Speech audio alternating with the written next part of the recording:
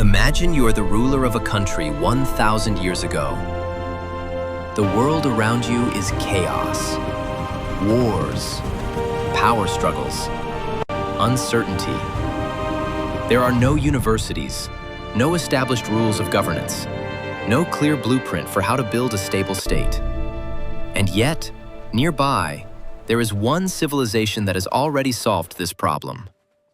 A civilization where government officials are selected through exams, where the state runs on knowledge, not just force, where a system has existed and worked for centuries. That civilization was China. And the most surprising part?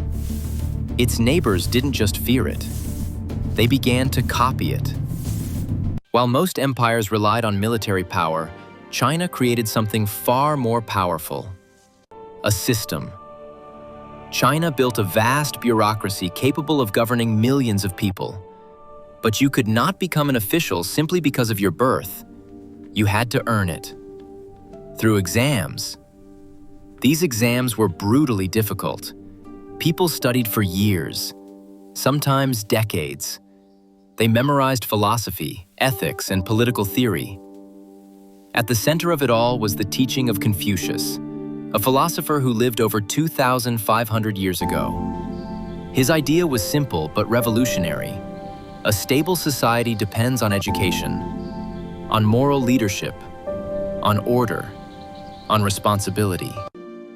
This wasn't just philosophy. It was a blueprint for civilization. And China implemented it. China becomes the center of civilization. At its height, China was the most advanced civilization in East Asia. Its cities were enormous. Its economy was complex. Its government was efficient. And its culture carried immense prestige. Chinese writing became the language of government, scholarship, and power across the region, just as Latin once united educated Europe. The elites of Korea, Japan, and Vietnam all studied Chinese texts. They wrote in Chinese characters.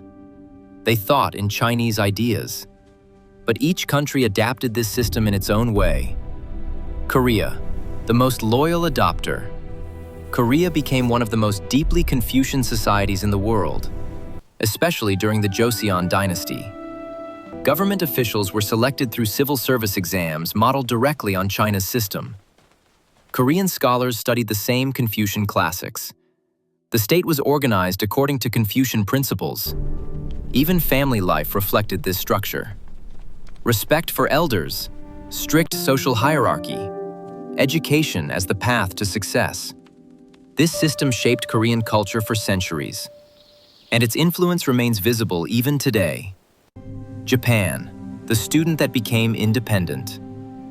Japan was never conquered by China. Instead, it chose to learn from it. Between the 7th and 9th centuries, Japanese envoys traveled to China to study its system. They brought back knowledge of writing, religion, government, and urban planning. Japan's early capital, Nara, was modeled directly after the great Chinese capital of Chang'an. But then Japan made a crucial decision. It stopped copying completely. Instead, it adapted the system. Japan developed its own political order, the samurai, the shogunate, a military elite that governed alongside imperial authority. Japan used China's foundation, but built something uniquely its own. This balance between adoption and independence would later allow Japan to modernize faster than most of Asia. Vietnam, 1,000 years inside the system. Vietnam experienced China differently. For nearly 1,000 years, Vietnam was ruled directly by Chinese dynasties. During this time, Chinese administration, education, and philosophy became deeply embedded in Vietnamese society. Chinese-style exams selected officials. Confucian values shaped government and culture. And even after Vietnam gained independence, this system remained. Because it worked. China's true power. China did not simply export armies. It exported ideas. It exported a model of governance, a belief that education creates authority, that knowledge creates stability, that a state can run on systems, not just power. China became something greater than an empire. It became a civilizational operating system. And its neighbors installed that system, adapted it, and used it to build their own futures. The legacy today. Even today, this legacy is still visible. In Korea's intense focus on education, in Japan's discipline and social order, in Vietnam's deep respect for teachers and learning. These are not coincidences. They are the echoes of a system created thousands of years ago. China did not just build an empire, it built a model of civilization, and that model outlived the empire itself.